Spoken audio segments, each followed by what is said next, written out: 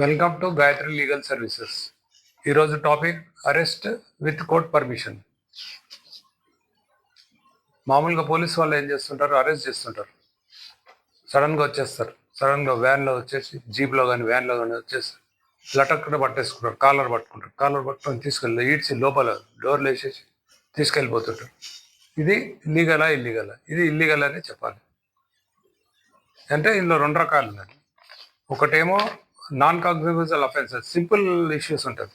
Simple issues అంటే public nuisance, defamation, simple hurt, teasing, trespass, cheating. ఇది serious nature కాదు. ఇది ఇలాంటి వీటికి కోర్ట్ పర్మిషన్ తీసుకోవాలి. అరెస్ట్ చేయడానికి కూడా కోర్ట్ పర్మిషన్ తీసుకోవాలి. అది ఏ సెక్షన్ ప్రకారం తీసుకోవాలో మీకు తర్వాత ఎక్స్ప్లెయిన్ చేస్తాను. ముందైతే ఏ పర్సన్ కానీ, లేడీస్ని కానీ జెంట్స్ని కానీ అరెస్ట్ చేయాలంటే ఈ పోలీస్ డిపార్ట్మెంట్ వాళ్ళు ముందు మేజిస్ట్రేట్కి ఒక అప్లికేషన్ పెట్టుకోవాలి. ఇట్లా నేను so and so person arrest చేయాల్సి వస్తుంది, మా ఇన్వెస్టిగేషన్లో భాగంగా అతను నేరం చేశాడని మాకు అర్థమైంది, అతను మా కస్టడీలోకి తీసుకొని మేము ఇంట్రాగేషన్ చేస్తే కొన్ని విషయాలు తెలుసుకోవాలంటున్నాము, అటువంటి టైంలో అతని అరెస్ట్ మాకు అవసరము అని చెప్పి ముందు పోలీసు వాళ్ళతో పర్మిషన్ తీసుకొని అప్పుడు అరెస్ట్ చేయాలి. అది కరెక్ట్గా లీగల్ పద్ధతి. తర్వాత సెక్షన్ 74, ఇది అక్యూజ్డ్ ఎవరైతే ఉంటారో అరెస్టుకు గురి కాబడిన వ్యక్తి ఎవరైతే ఉంటారో అతనికి చూపెట్టాలి. అది మీరు ఒక కాపీ ఇస్తే మంచిదే, ఇవ్వకుండా కనీసం అది చూపెట్టాలి, నీ పేరు మీద అరెస్ట్ ఉందని. అంటే అరెస్ట్ చేసే ముందు అతను చూపెట్టాల్సి వస్తుంది, అవసరం పడితే ఒక కాపీ కూడా ఇవ్వాల్సి వస్తుంది. సెక్షన్ 75 ఆఫ్ సిఆర్పిసి, దీని ప్రకారం ఏంటంటే అందులో అసలు కొంతమందికి వాళ్ళకి ఇంగ్లీష్ రాదు, అట్లాంటప్పుడు తెలుగులో వాళ్ళకి ఎక్స్ప్లెయిన్ చేయాలి దాంట్లో ఏముంది, ఏ విధంగా ఎందుకు నిన్ను అరెస్ట్ చేయాల్సి వస్తుంది అనేది దాంట్లో అరెస్ట్ వారెంట్లో ఉంటుంది, అది వాళ్ళకి ఎక్స్ప్లెయిన్ చేయాల్సి వస్తుంది. ఏ గ్రౌండ్ కింద మీరు అరెస్ట్ చేస్తున్నారు అనేది కూడా ఎక్స్ప్లెయిన్ చేయాలి. ఇప్పుడు ఏ సందర్భంలో అరెస్ట్ వారెంట్ తీసుకోవాలి అనేది కొన్ని చెప్తారు. నంబర్ 1, నాన్ కాగ్నిజబుల్ అఫెన్సెస్ అంటే మీకు ఇంతకుముందు చెప్పాను కదా, లెస్ సీరియస్నెస్ కొంచెం తక్కువ ఉంటుంది. అవేంటంటే public nuisance, defamation, simple hurt, teasing, trespass, cheating. ఇవి నాన్ కాగ్నిజబుల్ అఫెన్సెస్ అంటారు. యాజ్ పర్ సెక్షన్ 155 సిఆర్పిసి ప్రకారం కోర్టు నుండి పర్మిషన్ తీసుకోవాల్సి వస్తుంది. నంబర్ 2, ప్రైవేట్ కేసెస్ ఇస్తాం మనం. మామూలుగా కొన్నిసార్లు ఏమవుతుంది, అకౌంట్స్లో తేడాలు వస్తుంది. మీరు ఏదో ఒక కంపెనీలో పనిచేస్తున్నారు, మీ దగ్గర ఎంప్లాయీ ఉంటాడు, అకౌంట్స్లో తేడాలు వస్తాయి.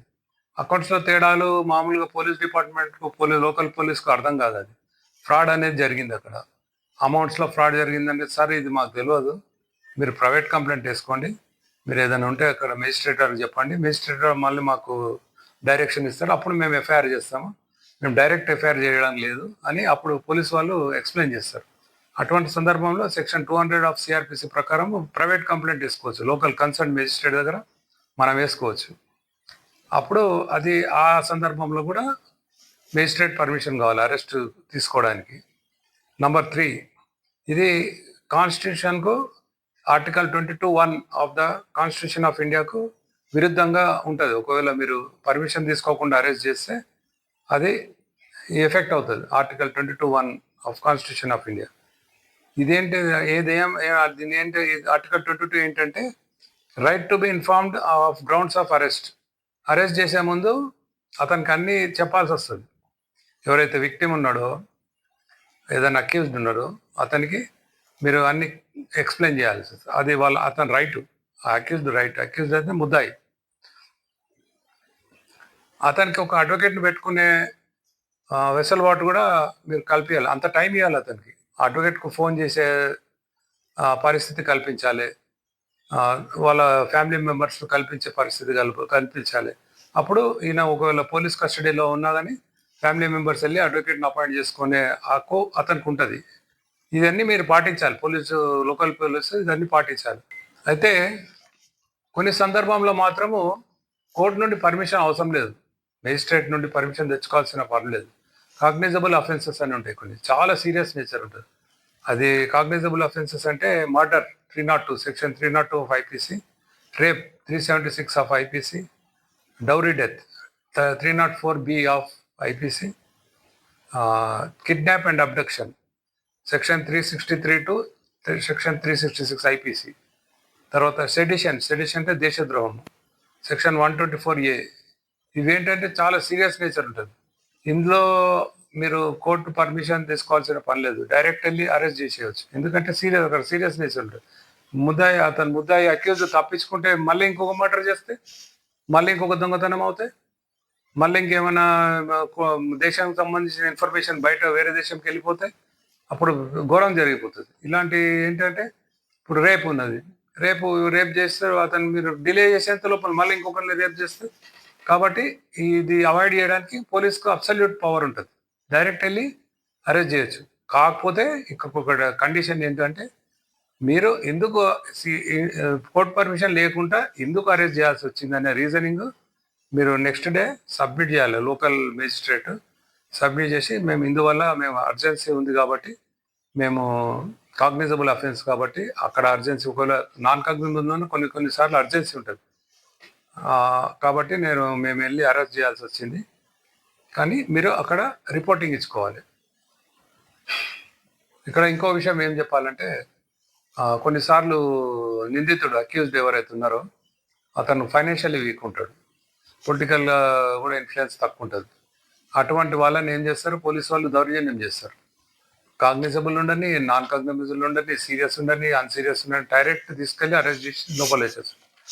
అప్పుడు మీరు ఏం చేయాలంటే పోలీసు వాళ్ళకి చెప్పాలి, నేను కొన్ని జడ్జిమెంట్స్ ఇస్తుంటాను మీకు, ఇవన్నీ స్క్రీన్ పైన ఉంటుంది, ఇవన్నీ ప్రింట్అవుట్ తీసుకొని మీ దగ్గర పెట్టుకోండి. ఎవరైనా పోలీసు వాళ్ళు వచ్చి దౌర్జన్యంగా మేము అరెస్ట్ చేస్తానంటే ఆ జడ్జిమెంట్స్ చూపెట్టండి.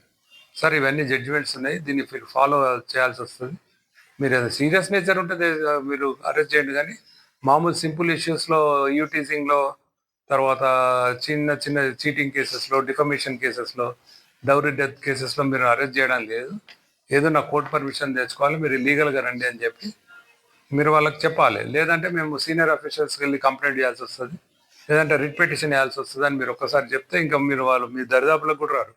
ఈ జడ్జిమెంట్స్ మీకు ఒక్కొక్కటి చెప్తుంటాను, మీరు నోట్ చేసుకోండి, స్క్రీన్ పైన మీద కనబడుతుంది చూసుకోండి, ఇస్తాను. ఇవి మీరు ఎప్పుడు నోట్ చేసి పెట్టుకోండి. ఎవరైనా అరెస్ట్ చేయడానికి వస్తే ఇది చూపెట్టండి, వాళ్ళకి చెప్పండి క్లియర్గా, ఇది లీగల్ మీరు ఫాలో కావాలి సార్ అని చెప్పాల్సి వస్తుంది. Thank you.